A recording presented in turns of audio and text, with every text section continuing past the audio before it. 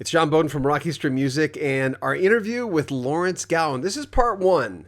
And keep in mind, we're going to release two parts today. One on our Canadian channel, because Gowan is Canadian, where he talks about some of his Canadian hits, and this one on Rock History Music. The link to the other one will be in the description. One of the things I like to do when I interview someone is ask them about their cohorts, the people in the band. You know, we've heard a lot about Tommy Shaw and his writing credibility. I mean, he's done incredibly well. For years in Styx, in that classic lineup, he was the new guy, but he's certainly one of the leaders now. We asked one of the singers of Styx, who used to be the new guy, but now his brother is the bass player, so he's the new guy, who Tommy Shaw really is. We talk about Styx on Rock History Music.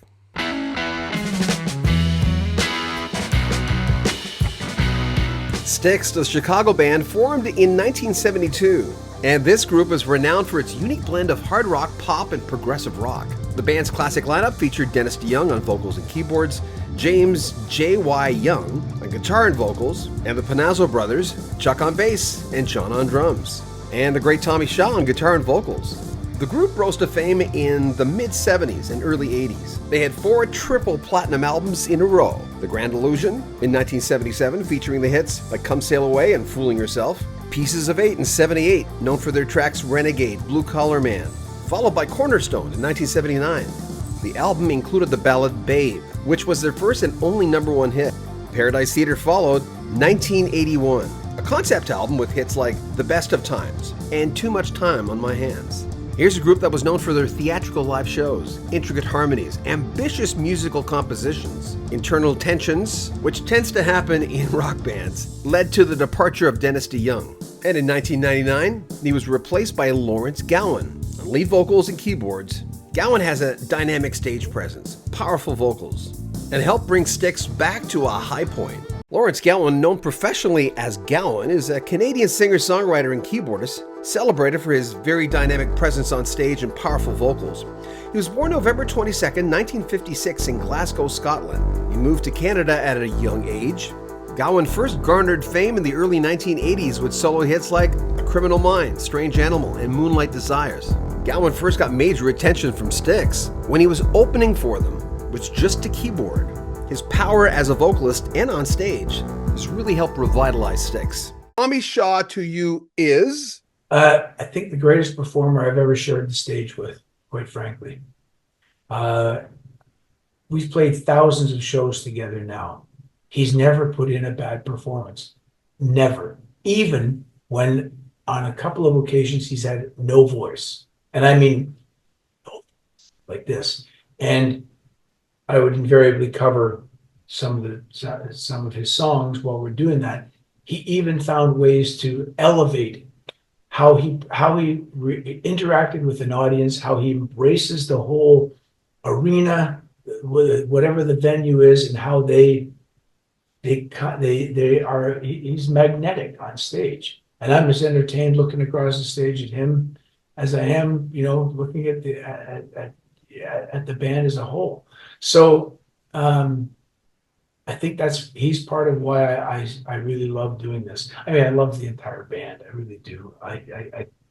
The new album, be remiss if I didn't talk about that. To me, that's such a great idea. I mean, remember, I grew up in the 70s, yeah. But that's my pocket. And if someone would have said, here's an album that resembles at least what you're going to hear, because bootlegs were taboo. I mean, who came up with that idea? Who came up with the idea of bootlegs? The live album. No, not bootlegs.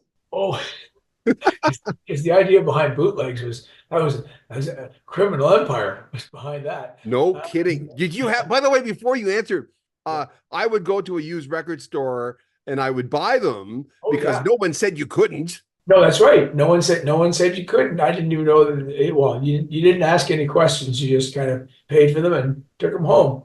And I remember having them, and now they're also available, on the internet. Everything is. They've taken all the fun out of criminality. So anyway, the live album. Sorry. Yeah. Now I got to ask you though, John. Are you speaking of the live record that we have right now with Foreigner? Yeah. On the tour, yes. Okay, so the idea behind that was, I think I never asked that question, but I think the idea was that back in 2000, when we just started doing these double header tours, we did one with REO Speedwagon. It was the first one we'd done. And we recorded the shows and we put out an album called Arch Allies because it was recorded in St. Louis. And so we used the St. Louis Arch. And Arch Allies, so a play on Arch Enemies. And that was the first time we did a tour where the double header notion became central to how we can really embrace such a much wider audience of people that are interested in classic rock.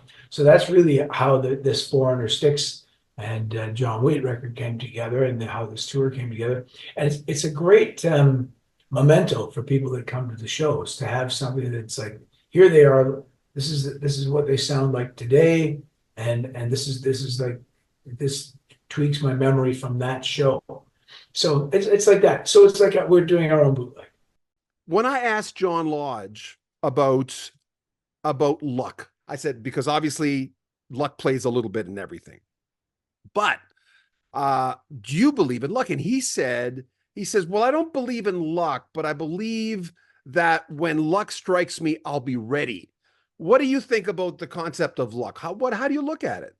First of all, I've only met John Lodge once, just a few years back in Nashville. What was the circumstance?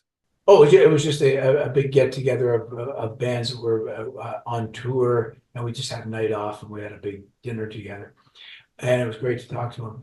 But I love this question, because I say to any musician out there, or anyone of any walk of life, you need to put in all of the preparation, all of the work, if you want to call it that, but all of the devotion that you put toward whatever you're talented at.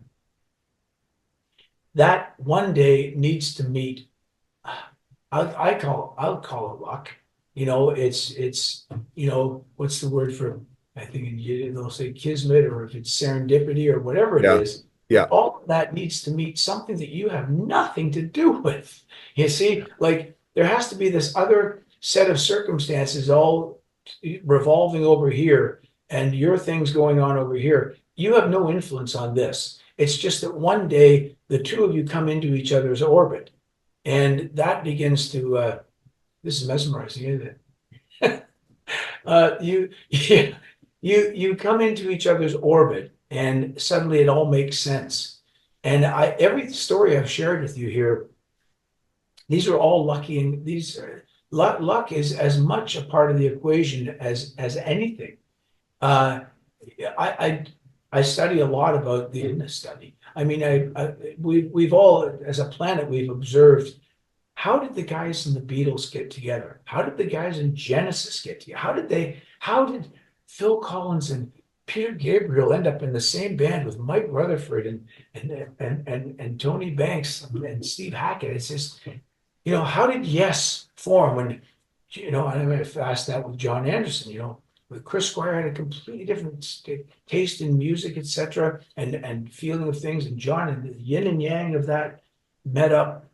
So that's just in musical terms. And then on top of that, how did they come up with the right song on the right day, and it was released at the right hour to connect with people's sensibility of music, or the right moment for that to fall into their laps?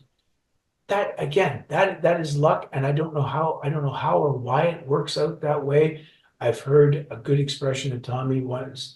Shaw once said to me early on when I joined Styx, he goes, "It's weird. You've been in the band like 2 years, and I feel like you've always been in it." He goes, but he said, like attracts like. There's another part of our interview with Lawrence Gowan coming up on our Canadian channel in about an hour's time. Check for updates in the description of this video. If you want to donate to the channel, there's a PayPal link right at the top. You can join our Patreon, and you'll get early access to all our videos. Buy some swag. It really helps the channel. You can get a Rock History Music or Rock History Canada or a Rock History book, t-shirt, t-top, jacket, or cap. All the details are in the description, but subscribe to the channel, share our video, comment on them, and like them as well. I'm John Bowden. Take good care of yourself. This is Rock History Music.